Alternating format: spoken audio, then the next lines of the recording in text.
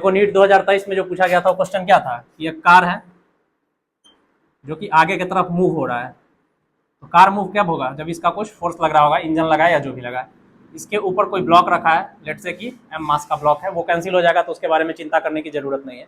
हमें इसका maximum acceleration निकालना है कार का, जिस पर यह स्लिप ना हो। तो बच्चा स्लिप ना हो तो मतलब ये एक साथ चल रहा है, जो एक्सेलरेशन उसका होगा वही एक्सेलरेशन इसका होगा। और चूंकि नीचे वाले पे फोर्स लग रहा है तो ऊपर वाले को चलाने की जिम्मेदारी होती है हमेशा स्टैटिक फ्रिक्शन की, जिसका रिएक्शन पेयर पीछे लगता है एफ एस मैक्स बोल, हाँ sorry, F S reaction pair R. तो यहाँ पे हम लोगों को क्या देखना है कि ये जो एफ एस है ये हमेशा छोटा होना चाहिए मैक्सिमम लिमिट से, तभी वो स्लिप नहीं करेगा। तो लिख लो एफ एस मैक्सिमम का वैल्यू हम लोग को अच्छे से पता है, कितना होता है म्यू इंटू एन। यहाँ पे एन कितना होगा? M into A. तो लिख लेते हैं mu into M into A. अब अगर इस ब्लॉक पे, ये एम वाले ब्लॉक पे तुम न्यूटन लॉज लगाओगे तो ये आगे की तरफ जा रहा है, एक्सीलरेशन ए से आगे की तरफ लग रहा है एफ एस, इसके पीछे की तरफ कुछ वर्क कर रहा है। ये वाला जो रिएक्शन पेयर है वो इस ब्लॉक के लिए है, इस ब्लॉक को तो चलाने का काम ही एफ एस कर रहा है, ठीक है। तो डायरेक्ट यहाँ क्या हो जाएगा? F S equal to M into A.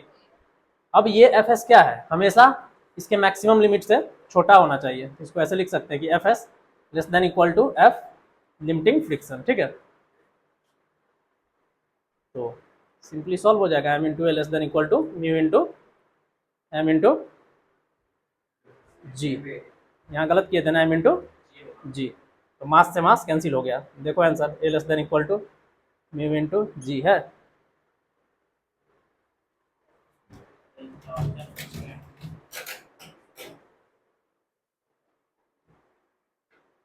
क्या है? हाँ तो ठीक तो है, इतना टेंशन क्या ले रहे हो? म्यू का वैल्यू कितना है? हाँ तो पुट कर दो ना 0.15। जी का वैल्यू क्या पता नहीं है तुम लोगों को? 10। ये 1.5 नहीं हो गया? तो ये निकाल लो ना, यही तो बात। मतलब तुम लोग को अगर चेक करना है क्या, equality less than equal to है ना, 1.5 से ज्यादा होगा तो वो स्लिप कर जाएगा, ठीक है। क्लियर है? 44 नंबर क्वेश्चन पढ़ो।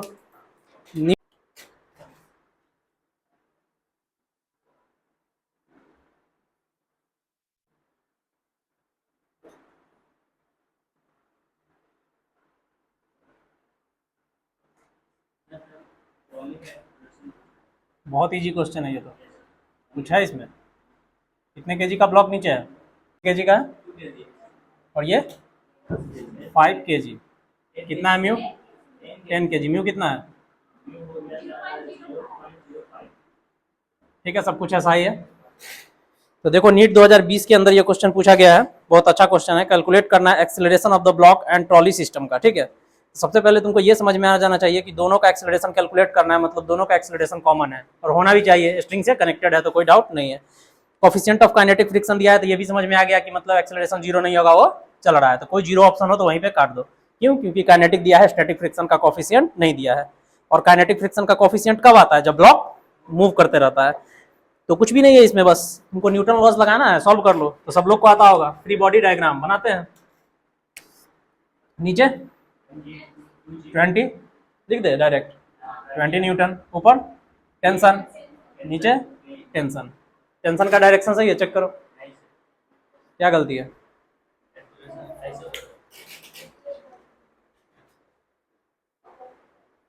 दोनों सेम डायरेक्शन हो गया ना, तो टेंशन का डायरेक्शन कैसे हो जाएगा? ऐसे स्ट्रिंग में स्ट्रेच आएगा, ये ऊपर की तरफ और ये अपोजिट की तरफ, तभी तो इंटरनली दोनों एक दूसरे को बैलेंस करता है। बट ये ब्लॉक तो बच्चा हवा में है, ठीक है, ये कांटेक्ट में है क्वेश्चन में नहीं, बट ये ब्लॉक कहाँ है? कांटेक्ट में है। तो ये अगर आगे जाना चाहेगा और ये स्मूथ सरफेस नहीं है तो फ्रिक्शन कहाँ लगेगा? पीछे की तरफ। और कौन सा फ्रिक्शन लगेगा? काइनेटिक। काइनेटिक फ्रिक्शन का वैल्यू बाद में देख लेंगे, म्यू इंटू एन होता है। तो कुछ नहीं है, अब ये 1 मिनट का क्वेश्चन है, बना लो। बताओ यहाँ पे ब्लॉक नीचे जा रहा है किस एक्सेलरेशन ए से? ऐसे ही लिखोगे ना न्यूटन लॉज, यहाँ भी एक्सेलरेशन ए से। तो नीचे जा रहा है मतलब 20 न्यूटन बड़ा होगा टेंशन से। तो क्या लिखेंगे first equation? 20 minus T equal to M into A. Mass direct put कर लेते हैं, कितना है 2, तो 2 इंटू ए। इस पे बताओ आगे जा रहा है तो टेंशन बड़ा होगा, फ्रिक्शन छोटा होगा। अगर फ्रिक्शन बड़ा होता तो फिर दूसरा कंडीशन होता। तो इसको लिख सकते हैं टी माइनस, डायरेक्ट लिख लेते हैं अब काइनेटिक फ्रिक्शन का value mu K into N equal to 10 into A. N का वैल्यू बताओ वहाँ पे क्या होगा? एन का वैल्यू जाएगा 100। वेरी गुड, डायरेक्ट 100 न्यूटन और ऊपर इसको नॉर्मल बैलेंस करेगा। यही नॉर्मल यहाँ पे पुट करना होता है। तो ये इक्वेशन फर्स्ट मान लेते हैं बच्चा लोग, और इसको मान लेते हैं टी माइनस म्यू का वैल्यू है 0.05 इंटू 100। बताओ इसका वैल्यू कितना होगा? 2 जीरो है ना, 5 हो जाएगा। क्या बोलना चाह रहे हो? ठीक है ना, 2 जीरो शिफ्ट कर दिया 5, तो एकदम इजी क्वेश्चन हो गया। ऐड कर लो। कुछ बोलना चाह रहे हो क्या? स्टेप में हमेशा ऐड करो 1 और 2 इक्वेशन को। तो यहाँ पॉजिटिव काटी, यहाँ निगेटिव काटी, कैंसिल हो गया। 20 में से -5 जाएगा तो 15, प्लस का 2a प्लस का 10a 12a। तो एक्सेलरेशन का वैल्यू कितना आ जाएगा? 15/12। ये क्वेश्चन तो न्यूटन लॉज में भी किए थे। यहाँ पर एक्स्ट्रा चीज क्या आया है? फ्रिक्शन। तो फ्रिक्शन बस ये दिखाना है एक फोर्स। अगर एक बार हम फ्रिक्शन दिखा लिए तो इसके बाद फिर से हमें फ्रिक्शन का कुछ भी दिमाग में लाने की जरूरत नहीं है, न्यूटन लॉज लगा दो। दोनों का एक्सेलरेशन नीचे, ऐसे 2 इक्वेशन, एक्सेलरेशन आ गया। हमें भी पता है कि ये प्लस है और ये प्लस है तो 12 होगा, जल्दी से कर लेंगे। बट कभी कभी हो सकता है 20 और 5 को तुम ध्यान में नहीं रखो। हमेशा थोड़ा सा रुक के सोच के और करेक्ट आंसर अचीव करना है। देख लो, भाग दे के जो होगा वही आंसर होगा। ठीक है, तो ऐसे घबराना नहीं है। ब्लॉक व्लॉक देख के ये सब बहुत ईजी चीज होता है। ठीक है, 45 नंबर क्वेश्चन।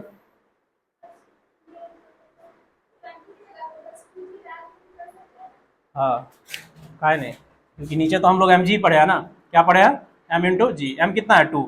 और चूंकि न्यूटन क्या होता है? किलोग्राम मीटर पर सेकंड स्क्वायर। तो वहाँ मीटर की तो बात होती नहीं है, इसलिए किलोग्राम की टेंशन लेना ही नहीं है। और अगर g 10 है तो इंटू 10 कर दोगे 20।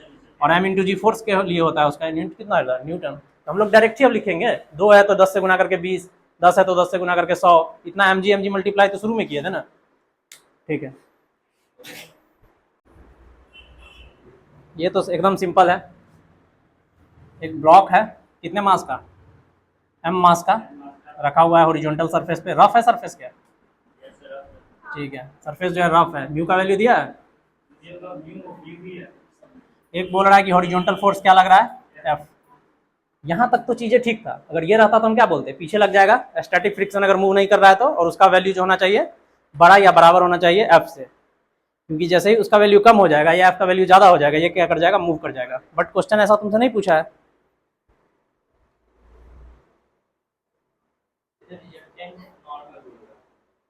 ठीक है, हॉरिजॉन्टल फोर्स अप्लाई किया है but it does not move. ये ब्लॉक क्या कर रहा है? मूव नहीं कर रहा है। मतलब पीछे की तरफ एक स्टैटिक फ्रिक्शन लग रहा होगा। कोई डाउट? अब पढ़ो आगे। The resultant of normal reaction and the frictional force acting on the object is F। यहाँ पर जो ये वाला लाइन है, ये बहुत कंफ्यूजन लाइन है ना। रिजल्टेंट बात कर रहा है। रिजल्टेंट पता है तुम लोगों को? ए और बी वेक्टर का रिजल्टेंट कितना होता है? a² + b² + 2ab cos theta. अगर थीटा 90 डिग्री हो तो a² + b² बचता है ना। तो यहाँ अगर फ्रिक्शन फोर्स ये है तो बच्चा नॉर्मल कहाँ रहेगा? इसमें किसी को डाउट है कि नॉर्मल ये होगा? और नीचे mg से अभी कोई मतलब हमको नहीं है। ये नॉर्मल और ये फ्रिक्शन फोर्स स्टैटिक है, इसके बीच में एंगल कितना है? Theta 90 degree. इस दोनों का अगर हम रिजल्टेंट लेंगे तो कैसे लिख सकते हैं उसको? √fs² + n²। फिर से पढ़ो उस क्वेश्चन को, लास्ट वाला line.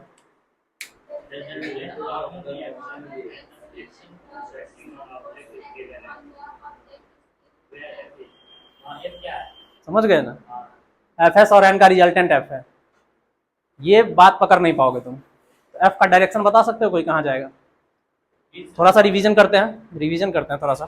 Triangle laws of addition में ए वेक्टर कैसे होता है बच्चा लोग? ऐसे।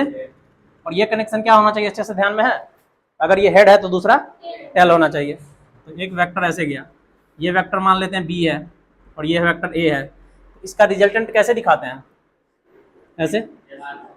ठीक है, देखो ये तो ट्रायंगल लॉज है, बट वहाँ ट्रायंगल लॉज फॉर्म नहीं होगा, वहाँ पैरेललोग्राम लॉज फॉर्म होगा। और पैरेललोग्राम तो बहुत ईजी होता है।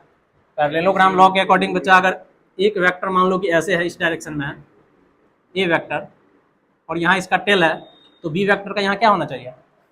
टेल ही होना चाहिए, है ना। तो टेल होना चाहिए। तो बी वेक्टर को अगर हम 90 डिग्री के लिए दिखाएंगे तो वो कुछ ऐसे होगा, और ये क्या होगा? B vector. तो इसके रिजल्टेंट को कैसे दिखाओगे? ऐसे। यही है ना पैरेललोग्राम में, सही है। तीनों टेल कनेक्शन है। तो देखो यहाँ पर इसका रिजल्टेंट होगा तो उसको तो ऐसे दिखाना पड़ेगा ना, F। तो बेसिकली ये किसके बराबर हो गया, F। और ये हॉरिजॉन्टल फोर्स F है और ये F है। ये ब्लॉक को मूव नहीं करने दे, उसके लिए रिजल्टेंट फोर्स हम इधर देख लिए, वो क्या होना चाहिए, हमेशा इस F से बड़ा या बराबर होना चाहिए। बात वही है, बट थोड़ा सा घुमा के इसको दे दिया है, ठीक है। तो कैसे लिख सकते हो इसको कि F जो हो गया वो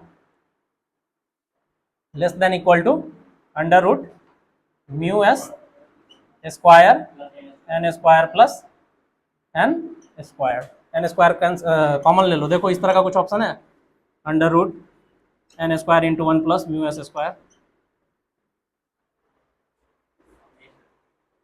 नहीं, कैसे है, एन बाहर नहीं ले लिया है, सी ऑप्शन पे ध्यान दो।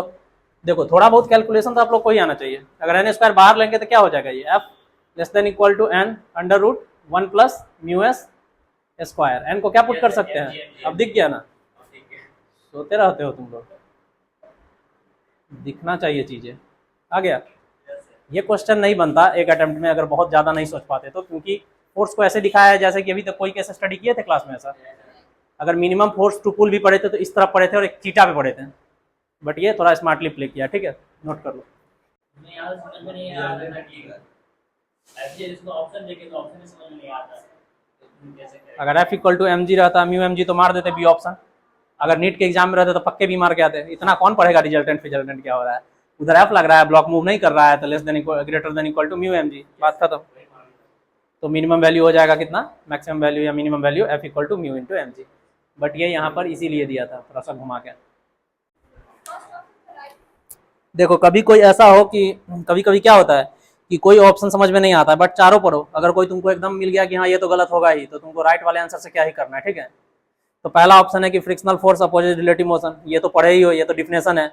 Limiting value of the static friction is directly proportional to normal reaction, ये तो पढ़ते ही हो तुम लोग, mu into N equal to limiting. Third वाला में थोड़ा डाउट हो जाता है कि अभी रोलिंग फ्रिक्शन नहीं देखे हैं, बट फोर्थ तो पढ़ते हैं ना कि वहीं पे छोड़ देते थोड़े ना। चौथा डायमेंशन का क्वेश्चन आ गया, coefficient of sliding friction has dimension of length, क्या होगा बताओ। अब देखो स्लाइडिंग फ्रिक्शन मतलब काइनेटिक फ्रिक्शन का बात हो रहा है, स्टैटिक फ्रिक्शन का बात हो रहा है, हमको उससे मतलब नहीं है। हमको किससे मतलब है कि फ्रिक्शनल फोर्स जो होता है म्यू इंटू एन होता है, ठीक है।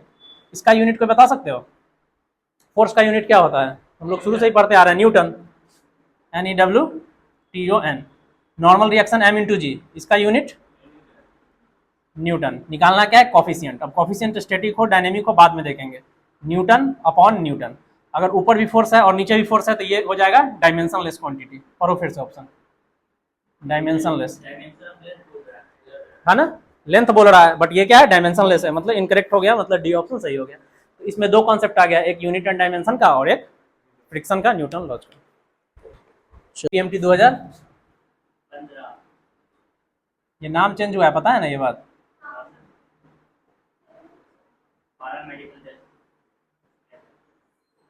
प्री मेडिकल, ठीक है, प्री मेडिकल। पारा मेडिकल तो एक यूनिट हो जाता है उसका, all India pre medical test, medical से पहले। जैसे ही ना एम मास का ब्लॉक रखा हुआ है, एंगल कितना है, थीटा, जो भी हो। पढ़ते हैं क्वेश्चन को, देखते हैं क्या क्या पूछ रहा है इसमें। A plank with a box on it and one and is gradually raised about the other and as an angle of inclination with the horizontal reach 30, the box start to slip and slide 4 meter down the plank in 4 seconds. The coefficient of static and kinetic friction between the box and the plank. दोनों option बता दिए।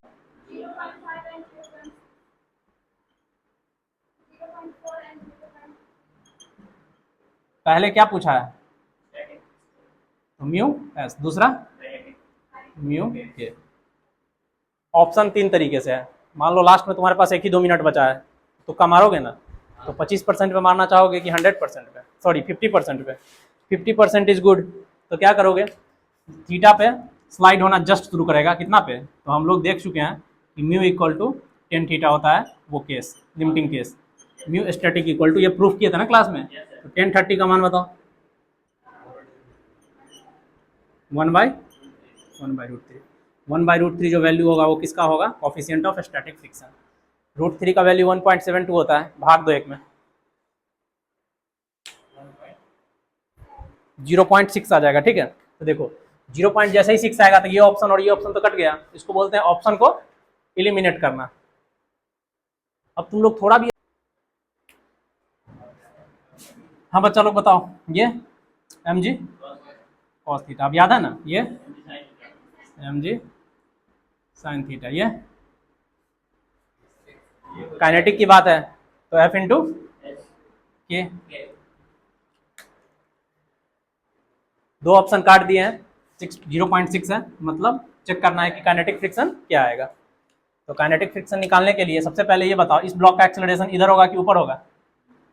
इस side में होगा acceleration, Newton laws लगाओ, mg sin theta minus f into K equal to m into A, ठीक है। mg sin theta minus mu into K, normal कितना होगा पहले निकाल रखे हैं ना, mg cos theta equal to m into A. सब जगह से मास को कैंसिल कर देते हैं, तो यहाँ पे क्या बच गया, g sin 30 minus mu K g cos 30 equal to A. Acceleration कितना होगा,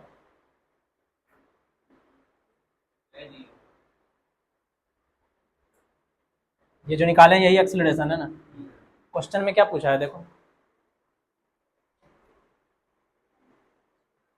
कुछ इंफॉर्मेशन बच्चा अगर और नहीं देगा तो क्या तुम यहाँ से म्यू के निकाल सकते हो? जनरल सेंस की बात करते हैं थोड़ा सा। मान लो तुम बना लिए यहाँ पर एनएम न्यूटन लॉज लगा लिए, ठीक है, फ्रिक्शन दिखा दिए, और निकालना आपको क्या है, ये है। ये तो हम कैलकुलेट कर लेंगे, कोई डाउट है इसमें? 30 डिग्री जी 10 ये भी कैलकुलेट कर लेंगे, बट जब तक ये कैलकुलेट नहीं होगा कोई भी म्यू के का वैल्यू बोल सकता है एग्जैक्ट? नहीं बोल सकता है। तो क्वेश्चन फिर कुछ क्या करेगा, एक्स्ट्रा इन्फॉर्मेशन देगा। वो एक्स्ट्रा इन्फॉर्मेशन क्या है, 4 मीटर डिस्प्लेस हुआ है 4 सेकेंड में। तो हम लोग को तो बहुत अच्छे से आता है ये चीज़, क्या s equal to U T plus half A T square. Initial कितना था, इनिशियल वेलोसिटी ब्लॉक रुका हुआ था 0 था, ये कितना है 4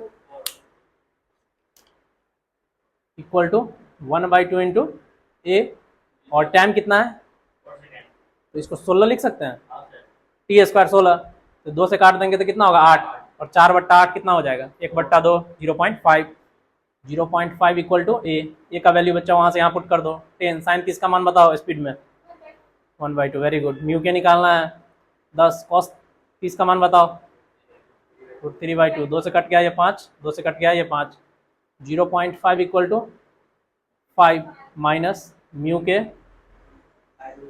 5√3। कितना वेरिएबल दिख रहा है, मतलब कितना वैल्यू दिख रहा है यहाँ, एक ही वैल्यू म्यू के है, और ये सब तो निकाल चुके हैं, गुना भाग करके आंसर निकाल लेना, 20 दी करेक्ट ऑप्शन।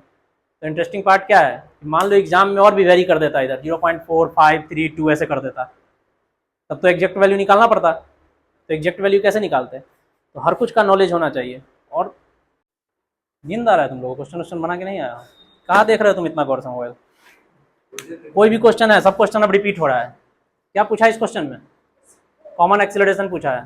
तुम लोग न्यूटन लॉज पढ़ते पढ़ते इतना तो हैबिचुअल हो गए होगे कि सब ब्लॉक का एक्सेलरेशन सेम होगा। किसी को ऐसा लग रहा है कि वो ऊपर चला जाएगा एक्सेलरेशन से, नीचे ही जाएगा? एक्सेलरेशन है तो जहाँ रहेगा वहीं रहेगा। किस किस को ऐसा लग रहा है कि ये ब्लॉक एक्सेलरेशन से उधर चला जाएगा? कोई ना कोई फोर्स लगना चाहिए, बट कोई फोर्स दिखा है इस पे, बट ऑटोमेटिक ग्रेविटेशन के कारण क्या आ जाएगा नीचे, है ना, ग्रेविटेशनल फोर्स के कारण ये नीचे आएगा ब्लॉक। नीचे आएगा ब्लॉक तो क्या दिखा सकते हैं इस पे, इसका एक्सेलरेशन अगर ए यहाँ है तो इसका भी एक्सेलरेशन कहाँ है, ये यहाँ है। तो जैसे ही बच्चा एक्सेलरेशन ए यहाँ है, मतलब क्या है कि नीचे mg लग रहा होगा। देखो तीनों ब्लॉक का m1 m2 m3 दिया हुआ था, बट अंत में क्या लिख दिया था, equal to m।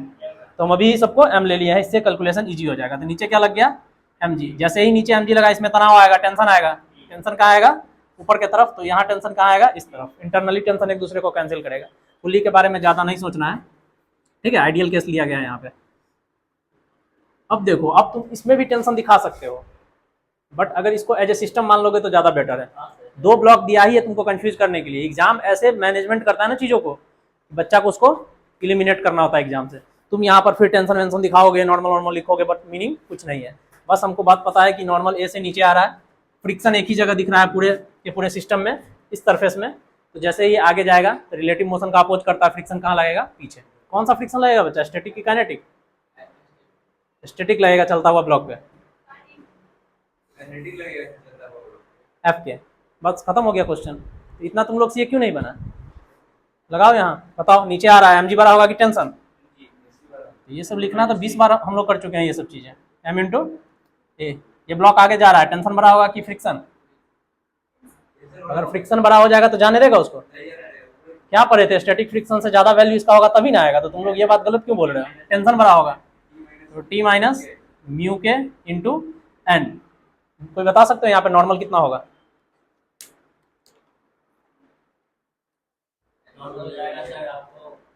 As a system लिए हो तो मास प्लस मास हो जाएगा 2mg, ये सब ध्यान में रखना पड़ेगा। तो कितना हो गया? 2mg। और यहाँ पे कितना लिखोगे? Mass into acceleration. एक्सेलरेशन तो सेम है, उसमें तो कोई इंटरेस्ट नहीं है हमें। मास कितना होगा? 2m। दोनों ब्लॉक को अब एक ब्लॉक मान लिया है तो 2m। बस खत्म है कहानी। पूछा क्या है इसमें? कॉमन एक्सेलरेशन पूछा है ना? हाँ तो निकल गया, टेंशन से टेंशन है ना। तो क्या बच गया यहाँ? mg माइनस म्यू के 2mg इक्वल टू कितना? जोड़ने नहीं आ रहा है, 2 1 3 अलग से लिखेंगे तब जोड़ के लिखेंगे। मास से mass cancel, g minus mu K into 2g equal to 3 into A. तो acceleration equal to g common ले लो बच्चा लोग, 1 माइनस म्यू के इंटू 2, हाँ पहले लिख लेना, बाई 3। देखो तो इस तरह का कुछ ऑप्शन है तो विच ऑप्शन इज करेक्ट? सी। तो इससे इजी क्वेश्चन तुमसे क्या पूछेगा? अब तुम नहीं पढ़े हो, देखोगे बार ऑप्शन में म्यू लिखा हुआ है, जी लिखा हुआ है, 3 लिखा हुआ है, बट है क्या? बस एक फोर्स नीचे दिखाना है पीछे और न्यूटन लॉस लगाना है। तो ये क्वेश्चन बना क्यों नहीं तुम लोग से? क्वेश्चन किए हो अभी तक कोई स्पेशल चीज मिला? हर क्लास में हम क्या बोलते हैं, सारा कॉन्सेप्ट सब कुछ रट जाओ निकल जाएगा, नया क्वेश्चन नहीं करना है। तो तुम लोग रटते क्यों नहीं हो? टेस्ट सीरीज में भी वही आ रहा है। जब 2010 से 2024 तक कुछ भी कैंसिल नहीं किया एक्स्ट्रा, हर बार वही लगा रहा है, कभी इधर फोर्स, कभी उधर फोर्स, कभी काइनेटिक फोर्स, कभी स्टैटिक फोर्स। उसके बाद तो न्यूटन लॉस ही लगाना है। इससे पहले भी जितना पीवाईक्यू किया सब में तो वही था, कुछ भी नया नहीं है। अगले बार भी फिर कुछ ऐसा ही आएगा, 2 ब्लॉक है तो 3 ब्लॉक पूछ देगा, 3 ब्लॉक है तो 4 ब्लॉक पूछ देगा, बट नॉर्मल कभी चेंज होगा क्या? तो हमेशा बेसिक को पकड़ के रखो। ये क्वेश्चन देखने के लिए डरावना लग सकता है, बट तुम अपना कॉन्सेप्ट क्लियर रखो ना। अल्फा कितना होगा इसको नहीं नीचे गिरने देने के लिए। सबसे पहले अगर ये नहीं चलता रहता तो यहाँ पे होल्ड होता ही नहीं। कभी भी इंक्लाइंड 90 डिग्री पे एंगल होगा, उस पर कोई ब्लॉक हो सकता है? बहुत स्पीड में अल्फा से आगे जा रहा होगा, तो अल्फा से आगे जा रहा होगा तो ये नीचे गिरना चाहेगा ना। तो ये बात तो तय है कि फ्रिक्शन इस सरफेस पे ऊपर की तरफ लाएगा, वो भी कौन सा? स्टैटिक, क्योंकि यहाँ पर अभी काइनेटिक का बात ही नहीं होगा, क्योंकि अल्फा का हमको वो वैल्यू चाहिए जो इसको नीचे नहीं गिरने देगा। हमारे पास यही कंडीशन है। नीचे क्या लग रहा होगा बच्चा लोग? ऊपर क्या लग रहा होगा? नॉर्मल। मैक्सिमम केस लेना है अल्फा का, लिमिटिंग वैल्यू निकालो फ्रिक्शन का। सबसे पहले बेसिक करते जाओ, नहीं कुछ मिलेगा तब ना सोचना है क्या? शुरू में कुछ भी नहीं सोचना है। तुमको पूरा क्वेश्चन पढ़ के ये समझ में आ गया अल्फा का मैक्सिमम वैल्यू कितना होगा इसको नीचे नहीं गिरने देने के लिए। सबसे पहले लिमिटिंग वैल्यू निकालेंगे फ्रिक्शन का कितना होगा, एफ एस लिमिटिंग, फॉर्मूला तो वही होता है mu S into N. N कितना है? म्यू एस को म्यू मान रहा है, ये हो गया तुम्हारा एम जी। ये सही किया है क्या? तुम लोग को ये टेस्ट कर रहे थे। देखो तुम लोग जगे हो कि सोए हो, उसका परिचय यहीं से मिलता है ना। वहाँ नॉर्मल कैसे हो गया? नॉर्मल क्या सिखाए थे तुम लोग को? कॉन्टेक्ट सरफेस है वहाँ, तो उतना देर से क्यों नहीं बोले ये बात? सारा न्यूटन लॉस पढ़ना तुम लोग का बेकार नहीं हो गया? हम जहाँ दिखा देंगे तुम बोलेगे yes sir yes sir yes sir. ये क्या होता है? ये क्लास सो रहा है, सर जग रहे हैं। नॉर्मल इस धरती पर तभी आएगा जब कोई चीज कांटेक्ट में आएगा, नहीं तो न्यूटन लॉस फेल हो जाएगा। नॉर्मल का मतलब ये है कि कांटेक्ट आना चाहिए। क्या कांटेक्ट आ रहा है क्या यहाँ पे कोई? तो जब इस दोनों सरफेस पे कोई कांटेक्ट ही नहीं है, हवा के कांटेक्ट से नॉर्मल दिखा रहे हो, बट हवा को तो निग्लिजिबल मान के कर रहे हैं ना एयर को, तो मतलब नॉर्मल यहाँ आएगा। बस बात हो गया खत्म यहीं पे। नॉर्मल फाइंड करना हमारा सबसे बड़ा चैलेंज हो गया। एफबीडी बनाओ भाई बच्चा लोग, एक ही सरफेस बनाते हैं, पूरा डायग्राम बनाने से क्या ही फायदा है।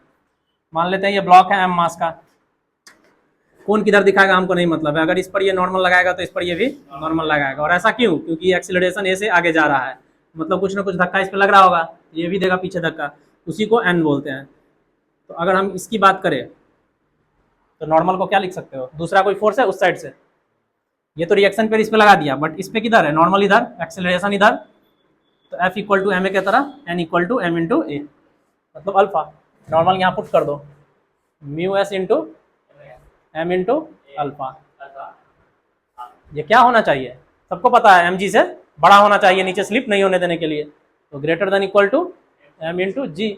मास से मास कैंसिल कर दो, अल्फा पूछा है, greater than equal to G by mu. देखो कुछ इस तरह का ऑप्शन है बच्चा लोग, कौन सा ऑप्शन है, क्या है इस क्वेश्चन में, एक बार बताओ। अगर दिमाग शांत करके बनाओगे तो क्या है, तुमको कुछ नहीं है, तुमको बस इतना लिखना था कि लिमिटिंग वैल्यू क्या होता है, तो तुम नॉर्मल पे पहुंचते, फिर सोचते नॉर्मल क्या होता है, कॉन्टैक्ट सरफेस पे पहुंचते, कॉन्टैक्ट सरफेस पे लिखते n equal to M into A, और फिर देखते कि अच्छा नीचे mg नीचे ले जाना चाह रहा है, मतलब ऊपर वाले फोर्स को बड़ा या बराबर होना पड़ेगा। आंसर आ गया, बात खत्म।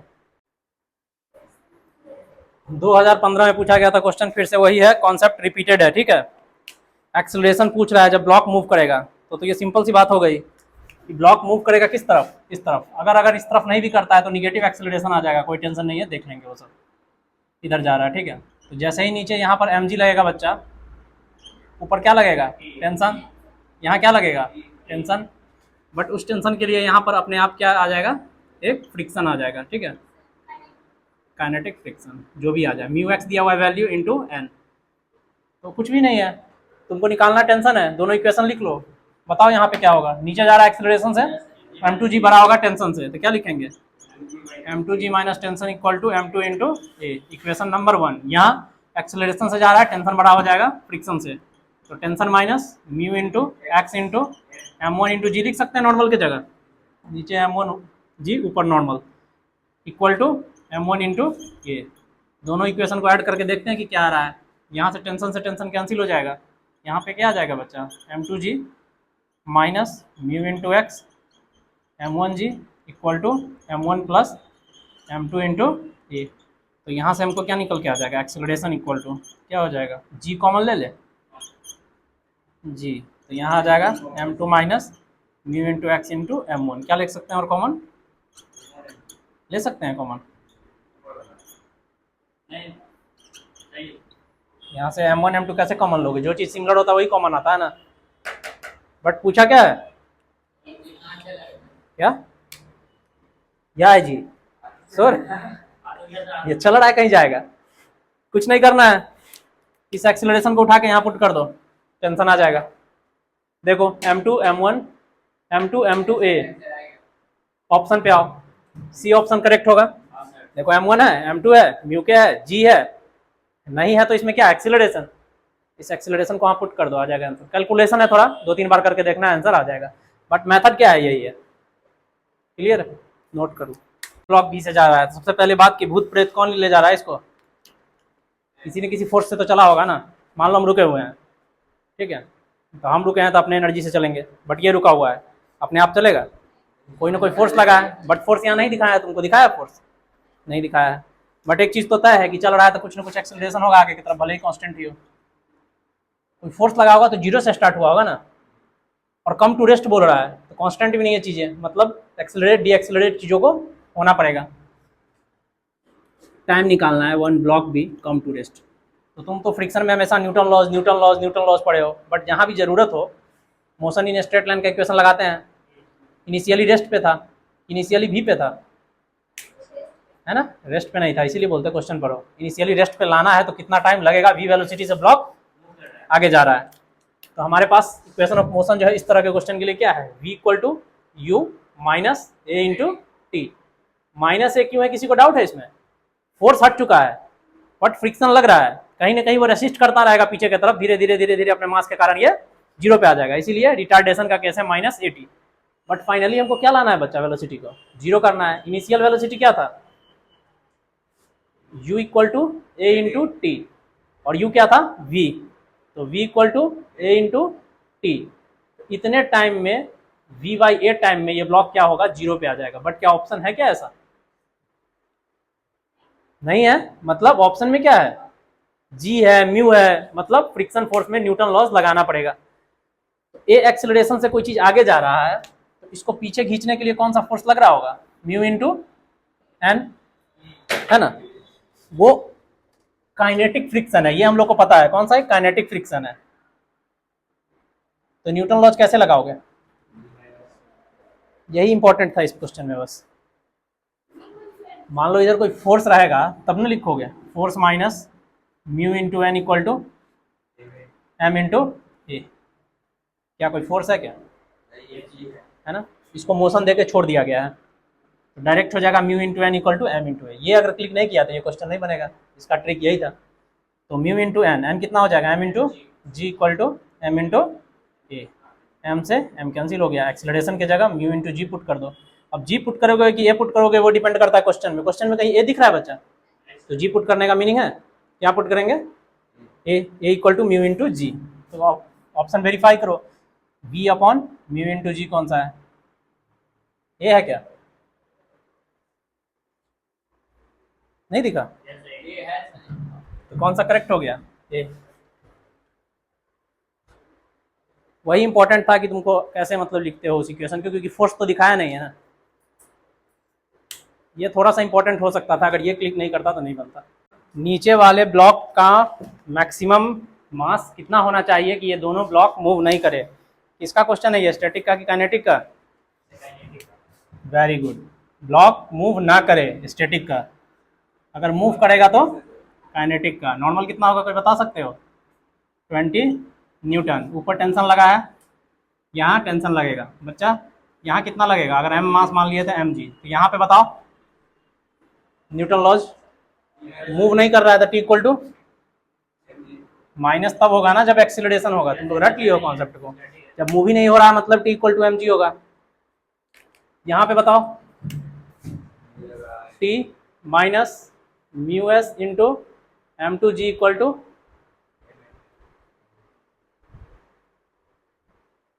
ये लगेगा यहाँ पे? नहीं लगेगा। किसका केस है ये? काइनेटिक का।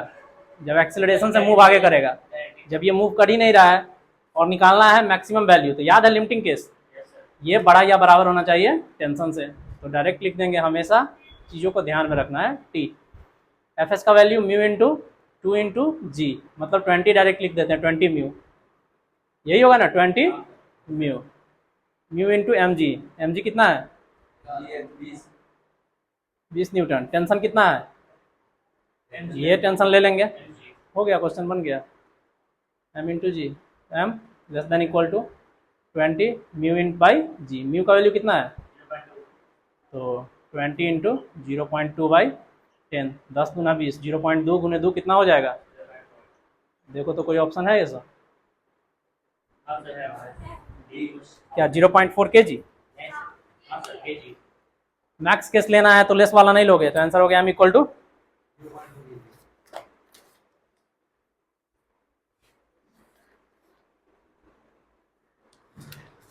आंसर हो गया mass equal to 0.4 kg, maximum case. तुम लोग इतना क्वेश्चन कर लिए हो कि सारा केस बार बार रिपीट हो रहा है, कभी मैक्सिमम वैल्यू पूछ रहा है, कभी ब्लॉक को मूव करा के एक्सीलरेशन पूछ ले रहा है, कभी टेंशन पूछ ले रहा है ना, कभी डिस्टेंस वगैरह थोड़ा दे रहा है और टाइम दे रहा है और पूछ ले रहा है कि इसमें वेलोसिटी क्या होगा, एक्सीलरेशन क्या होगा, बार बार मतलब चीज़ों को रिपीट कर रहा है।